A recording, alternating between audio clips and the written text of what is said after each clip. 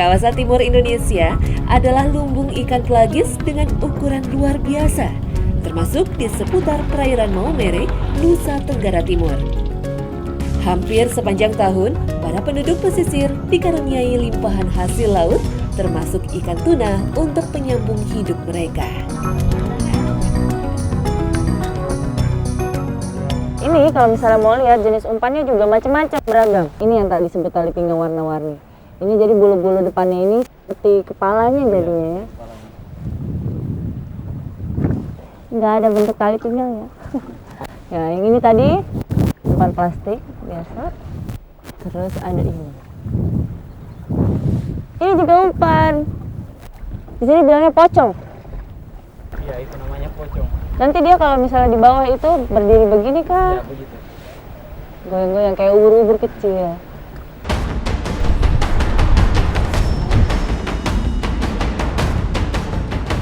Masih tarik-menarik tapi ikannya udah kelihatan. Wow!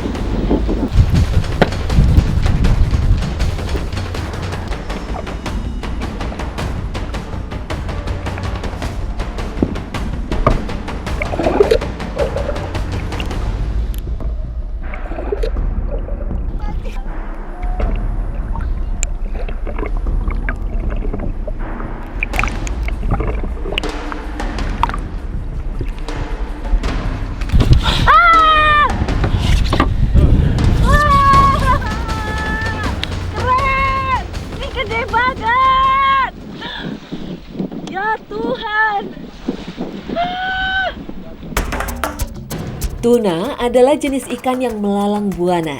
Secara bergerombol, ribuan ikan tuna akan bermigrasi dari satu samudra menuju samudra yang lain dengan jarak ribuan kilometer dalam siklus hidup mereka dari memijah hingga upaya pencarian makan ketika dewasa.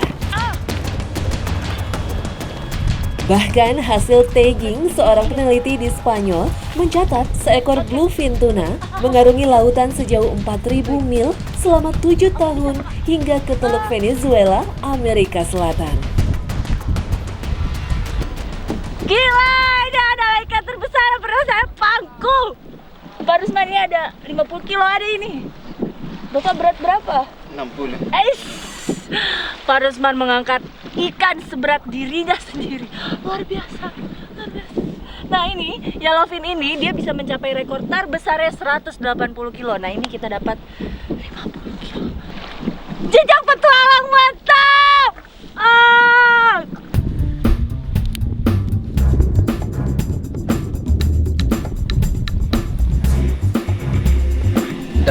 Dapat ini ya? Iya. Ini strike.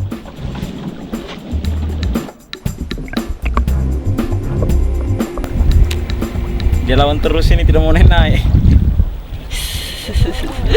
Nah itu tadi karena ikannya terlalu besar sepertinya di bawahnya. Lihat ini talinya ini bisa tali senarnya panjang sampai 50 meteran, jadi memang ditaruhnya dalam sekali di bawah. Bagi saya, memancing tuna ibarat meniti anak tangga. Sederhana namun melelahkan. Butuh perjuangan panjang agar mendapatkan hasil yang setimpal. Sebagian besar nelayan tuna di Maumere menggunakan alat tangkap berupa handline. Sistem penangkapan seperti ini tergolong ramah lingkungan karena bersifat selektif terhadap target buruan. Tarikan si pemilik sirip kuning ini memang luar biasa. Tuna dikenal memiliki pertahanan yang hebat sebelum akhirnya menyerah di ujung mata kail pemancing.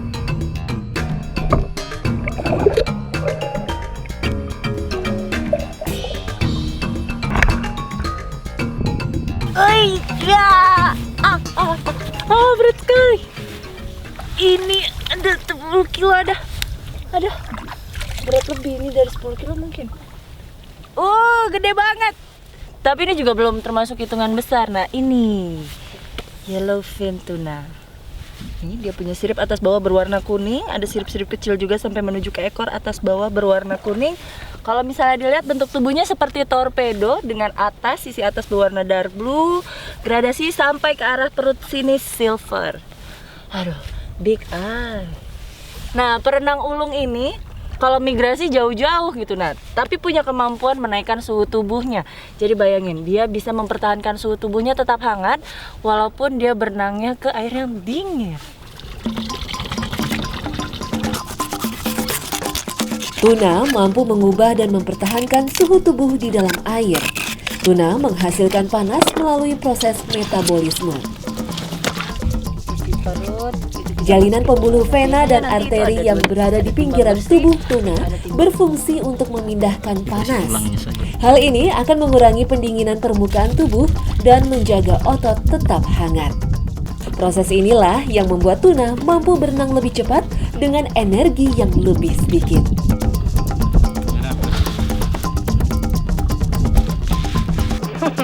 Udah biasa makan mentah. Ini tadi saya campur pakai, saya cocolin saus soyu.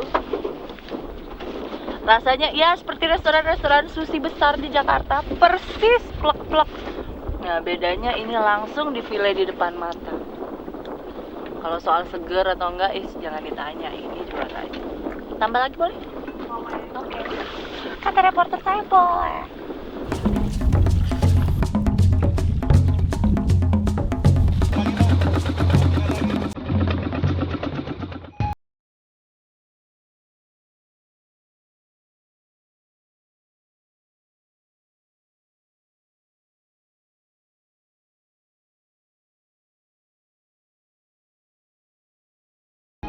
Bismillah. Assalamualaikum. Ini saya bawa ikannya, Bu. Itu lagi buat bumbunya ya. Dengan itu? Betul, boleh. Kita mau bikin abon ikan tuna. Seperti apa? Sebentar, kasih potong dulu ini.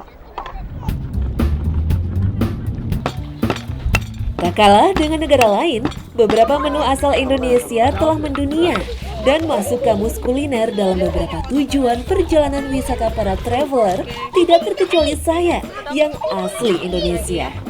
Keunikan bumbu, cara mengolah dan rasa adalah daya tarik utamanya. Lihat nih. Baunya tuh nggak terlalu amis loh sebenarnya. Ini masih seger banget loh. Tuh. Kelihatan jelas tuh lapis-lapisnya. Nah ini kalau misalnya di restoran sushi, yang daging hitamnya ini tidak dipakai hanya yang ini saja, yang merah.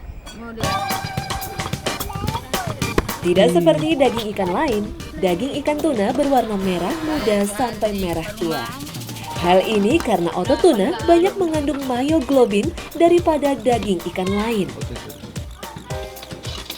Tak hanya kaya kandungan omega 3 yang bagus untuk kesehatan jantung. Menurut sebuah studi, daging ikan tuna berperan mencegah kanker pankreas dan jenis kanker yang menyerang mulut, faring, esofagus, perut, dan usus.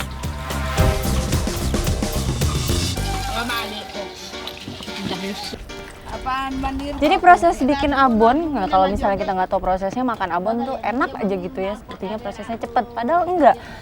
Nih, jadi setelah tadi direbus, dicampur dengan bumbu-bumbu, dikasih hancur, harus dikasih halus lagi.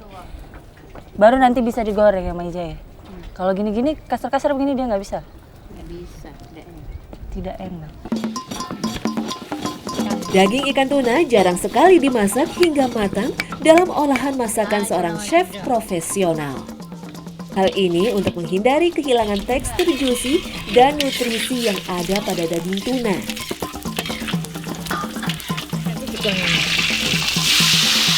Bagian perut adalah bagian paling favorit karena daging bercampur dengan lemak sehat, cukup diolah dengan minyak zaitun dan tambahan garam serta lada di atas api sedang selama 7 hingga 10 menit.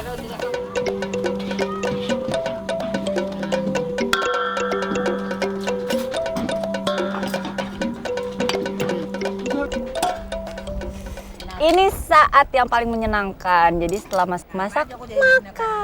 Nah, ayo, mari kita coba sama-sama ya.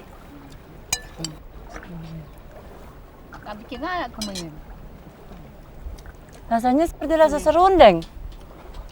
Memang. Abon ikan tuna ternyata rasanya seperti serundeng. Kebayang dong kalau makan serundeng kayak apa rasanya? Kayak gini persis. Gurihnya kerasa, ada manisnya juga, ada ladanya juga sedikit, lomboknya. Paling pas emang sama nasi putih anget-anget begini. Makan lagi, kasih habis nasi. Mantap.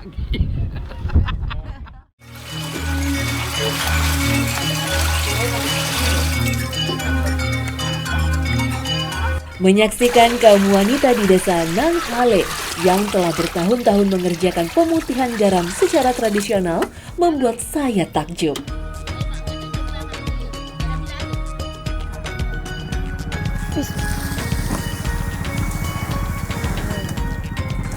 Nah nih, garamnya kasar-kasar ya? Nah, yang kasar itu. Yang dari Bima ini. Nah, ada 5. Ini nanti kalau sudah dimasak, kasih putih, halus-halus. Halus nih, Jadi halus bersih ya. Nah, Nah ini Umbu Ratna ini nah, setiap hari buat. setiap hari tidak Pagi, berhenti. siang, sore, Pagi, malam. Mulai pagi, siang, malam, nanti jam 12 Buat juga. buat sampai malam. Hari-hari masak garam. Nah ini Ah. sudah 20 tahun begini ya. Sudah 20 tahun saya kerja garam, tidak ada pekerja lain. Ini sekarang kasih menyala api dulu. Ah, pakai semuanya lah. Boleh, mari. Sejak zaman dahulu kala, kebutuhan akan garam telah menjadi indikator ketergantungan masyarakat pedalaman dengan masyarakat pesisir. Proses barter barang telah ada sebelum terciptanya mata uang. Bahkan, hingga menjelang abad 20, garam masih digunakan sebagai mata uang oleh Abyssinia atau yang lebih dikenal sebagai Ethiopia. Ini begini bener. Cara parutnya begini. Ini parut. Kalau kami orang Bajo Kukur. bilang ini bukan kukur, ngeke. Ngeke. Nah, kalau mau kukur kelapa begini kami bilang ngeke saloka. Kelapa ini saloka. Nah, apa hubungannya sih tadi masak garam sama kelapa? Ini rahasianya. Jadi, ini yang bikin dia lebih wangi, lebih putih. Sama nanti dia mengikat kotorannya waktu pas dimasak terakhir ya. Dia punya kotoran terangkat. Terhapus.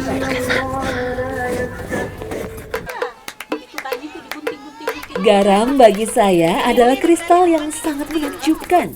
Tak hanya dikenal sebagai antibiotik untuk tubuh dan bahan pengawet untuk makanan, tetapi juga sebagai pengatur keseimbangan cairan dalam tubuh yang bertugas sebagai transmisi saraf dan otot. Bentuknya dia memang begini kalau sudah Nah, matang. kalau sudah anu tuh apa bentuk begini. Seperti bunyi, kue, ah, bunyi-bunyi begini. bunyi-bunyi. Ini kayak gunung api begitu ya, meletus-meletus. Ini tinggal angkat, langsung Nah, taruh sih. saring. Yuk. Mau bantu angkat boleh? Oh iya. Ayo, ayo, lama ayo, dah ayo. patang. Oh iya, tidak boleh lama-lama nanti hangus ya. Manusia bisa saja tidak mengkonsumsi garam, namun harus digantikan dengan makanan yang mengandung sodium. 1 sendok teh garam dapur berisi 2000 mg sodium. Pada takaran itu, ginjal manusia memerlukan kerja lembur untuk menjaga keseimbangan cairan dan asam basa dalam tubuh agar tidak terjadi kekacauan sistem tubuh.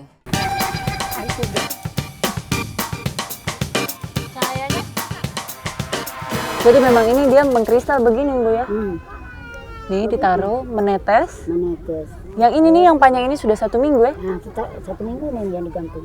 Nanti jualnya begini. Saya hancurin, nah pokoknya ini intinya pengkristalannya seperti ini. Jadi ini ada seperti corong, nah jadi masuk menetes, tetes demi tetesannya inilah yang akhirnya mengkristal jadi garam. Jadi walaupun kehidupan di pesisir itu keras, susah gitu, tapi struggle kalau misalnya kita mau pasti kita bisa ya. Dari uang garam aja pasti bisa. Kalau tidak bisa, saya menangis. Tidak lagi minta uang terus, saya menangis nih.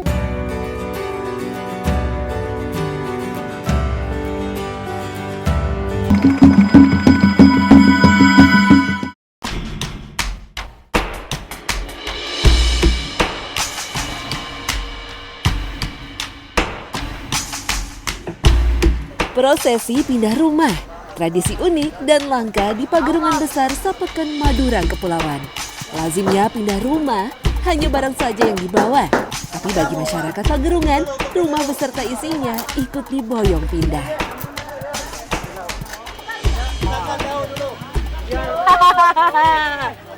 Nah, masih ada tradisi pindah rumah di daerah Pagerungan. Sebenarnya ada banyak tempat sih yang masih pindah rumah, salah satunya di Fatum Nasi. Cuman bedanya kalau di sini pindah rumah kerangkanya ditinggal, itu nanti yang akan kita angkat. Sementara dinding, lantai itu dibongkar semua. Oke, lepas.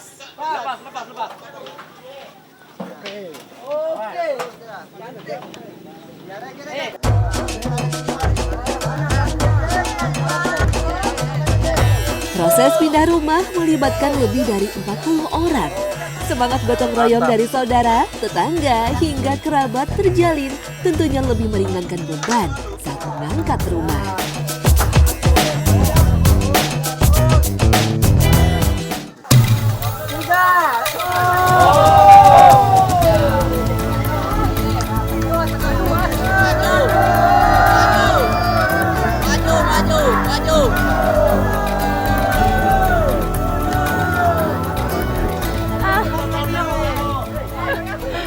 Berat, walaupun udah dicopot dindingnya, lantainya berat. Istirahat dulu. Baru berapa langkah?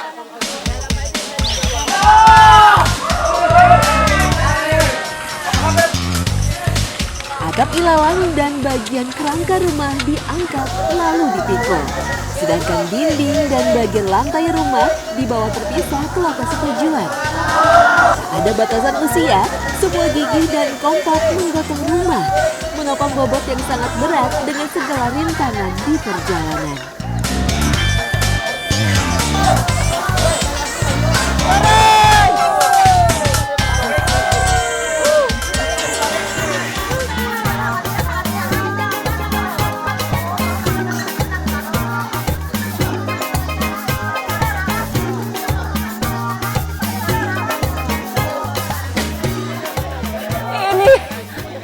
Tapi emang sih kalau misalnya rangka rumah zaman dulu ya, kayunya memang kayu-kayu keras, jadi beratnya.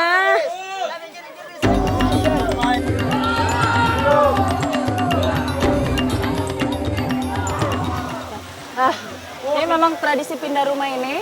Kalau misalnya di Pagerungan, mayoritas yang rumah-rumah kayu itu adalah rumah yang masih pinjam tanah. Jadi kalau suatu saat yang punya tanah itu minta atau dibutuhkan, kita harus pindah. Harus dipindahkan rumahnya. Dipindahkan karena orangnya butuh tanahnya. Orangnya butuh tanahnya, begitu. Diputar bas dari lawe. Dari lo naik Polres Timur, di Meliwara oh. Pamana iya dari Panawi, suputa maju lama purau.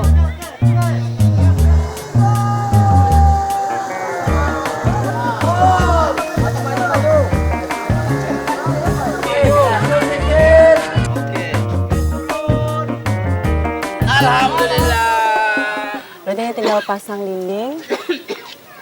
Habis itu makan rame-rame, makan songkol.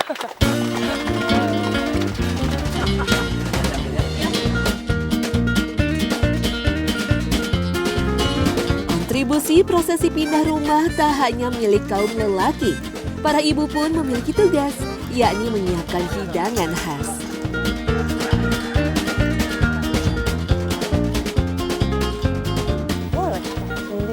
Nah nih sembari bapak-bapaknya masih mindahin rumah dan bongkar. Nah ibu-ibunya nih kita kayak bikin dapur umum. Jadi yang dimasak ini adalah makanan yang khas yang harus ada di saat ada tradisi pindah rumah. Ini bubur kacang sama songkol. Songkol itu dari ketan yang akan dicampur dengan kelapa nanti. Kita masukkan dulu kacangnya. Ini nggak main-main nih dapur umumnya nih. Kacang hijaunya aja 6 kilo sendiri. Oh jelas. Ada 50 orang nih. Sama-sama nanti kita akan makan rame-rame.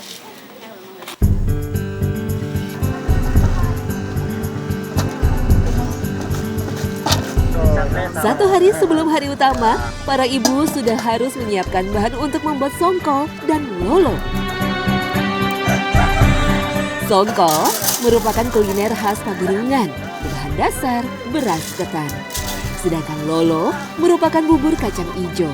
Uniknya, proses masak ini dibuat dalam jumlah besar, tentunya untuk mengisi perut para pekerja. Nah, jadi sebelum songkolnya itu dicampur santan, dia tuh pertama kali dikukus dulu. Jadi kalau mau lihat nih, panci yang terbesar isinya adalah songkolnya. Berapa kilo tadi Bu? 10 kilo ya? 10 kilo beras ketan. Ini 1 kali kukus, nanti kalau sudah campur dengan santan, nanti akan dikukus lagi.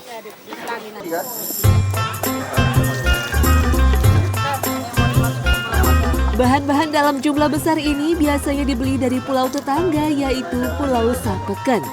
Selain lebih komplit, biaya bahan makanan di Pulau Sapeken pun terkenal lebih terjangkau.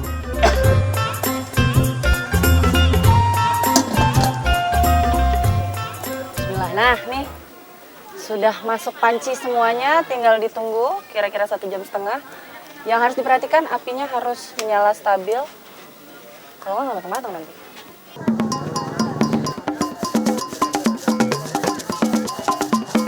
Songkol dan olahan kacang ijo ini termasuk rangkaian dari prosesi pindah rumah.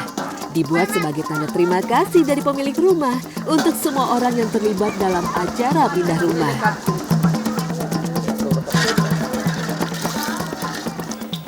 Nah, yang tadi sudah setengah matang dicampur santan, dikukus lagi. Makan waktu lebih kurang 1 jam. Habis itu siap, bisa langsung dimakan.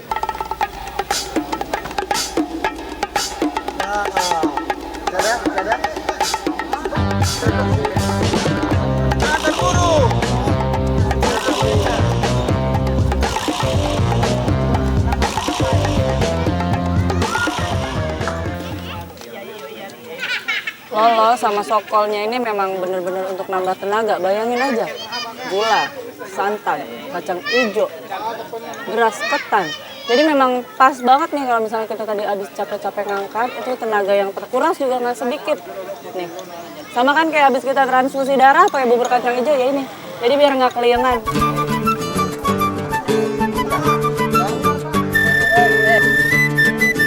Prosesi makan songkol dan lolo biasa dilakukan langsung setelah acara pindahan selesai.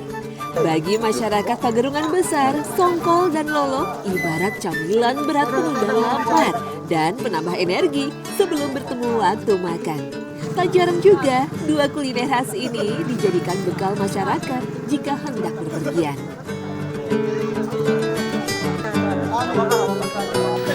Seru banget ya jalan-jalan ke Pagerungan, bisa lihat satu tradisi yang masih ada sampai sekarang, tradisi pindah rumah, nyicipin makanan khasnya juga. Tapi yang pasti semuanya itu nggak akan terjadi kalau misalnya tidak ada keeratan persaudaraan antara masyarakat di sini. Ini keren. Ini yang susah kita lihat sekarang. Kita kalau nggak gotong royong, nggak pindah rumahnya kan.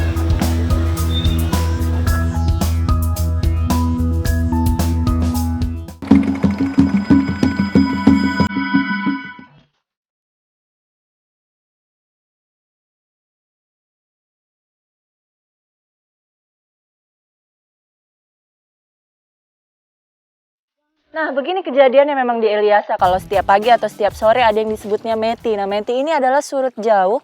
Jaraknya dari bibir pantai sampai ke sana itu bisa ada kali 1 kilometeran. Nah, biasanya dimanfaatkan sama masyarakat di Eliasa itu untuk cari gurita. Nah, ini pakai alatnya ini. Ini seperti senjata buat spear gun, busur ya, bark. Nah, ini ada bambu. Nah, biasanya yang cari itu ibu-ibu sama anak-anak kecil. Nah, itu udah pada ngerubung tuh di situ. Eliasa, surga perairan di ujung Pulau Selaru, memiliki harta perairan yang luar biasa indahnya. Tak hanya itu, laut yang sehat menjadi sumber pangan utama bagi para warga. Panas terik matahari tak mampu menyurutkan semangat saya, mama dan adik-adik di sini untuk turun ke air mencari si lincah berkaki 8. Ya, gurita. Kontur pasir putih yang jauh mengarah ke muka laut menjadi berkat tersendiri. Disinilah biasanya gurita berukuran kecil bisa ditemukan. Gurita adalah hewan moluska dari kelas Cephalopoda yang memiliki habitat utama di kawasan samudra. Apa-apa? Ambil untuk umpan. Iya. Tapi ini geli, dia bisa jalan. Tuh. Terdapat bulatan-bulatan penghisap yang digunakan untuk menangkap mangsa di dasar laut di dalam 8 tangan yang dimilikinya. Tubuh yang sangat fleksibel memungkinkan gurita untuk menyelipkan diri pada celah batuan yang sangat sempit di dasar laut.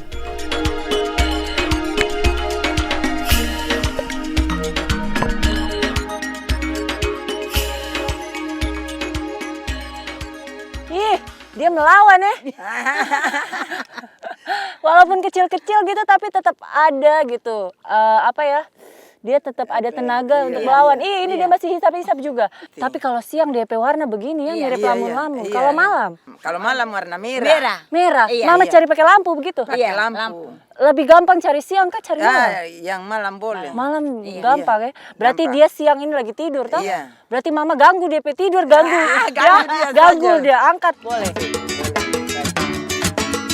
Masa hidup gurita terbilang singkat, bahkan beberapa spesies di kelasnya hanya mampu bertahan hingga 6 bulan lamanya. Reproduksi merupakan salah satu sebab kematian gurita. Sang jantan hanya bisa hidup beberapa bulan setelah kawin dan gurita betina mati tidak lama setelah bertelur.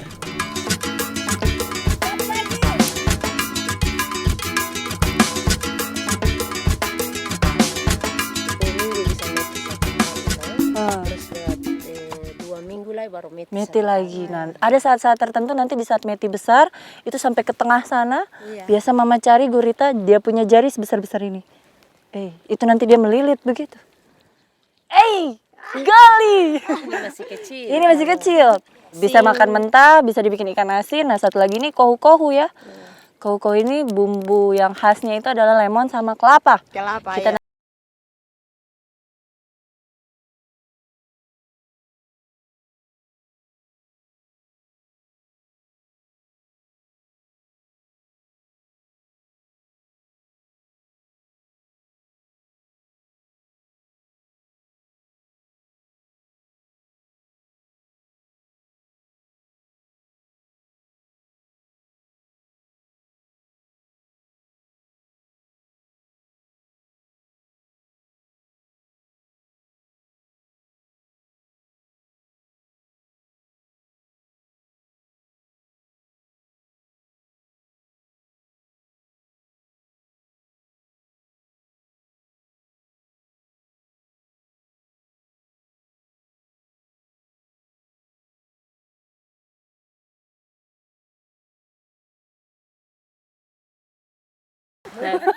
jadi nanti ini setelah dipotong-potong, pokoknya udah tinggal dicampur sama bumbu. Nah, dicampur lagi dengan kelapa yang tadi saya parut. Dah, sesimpel itu aja. Kalau mengenai rasa yang pasti ini sepertinya akan dominan pedesnya karena cabenya banyak. Ini cabai kecil-kecil apa di sini bilang? Cili padi. Iya. Cili padi ya? Padi. Ini dia. Cili padi dan cili marisan. Segini nih cabenya, tapi jangan dianggap remeh. Ini kecil-kecil bener-bener cabai rawit. Ini pedis tuh? Iya, Pedis sekali.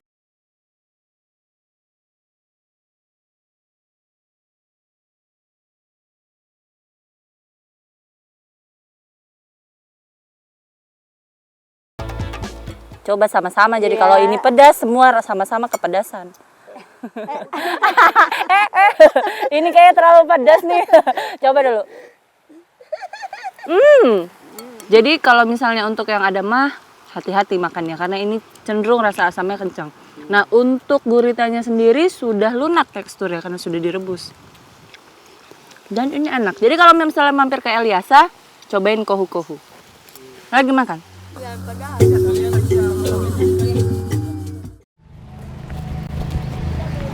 Masa pandemi virus corona belum berakhir, makanya tetap jaga kondisi badan dan juga taati protokol kesehatan. Ingat 3M, memakai masker, menjaga jarak dan menghindari kerumunan, mencuci tangan dengan sabun di air yang mengalir.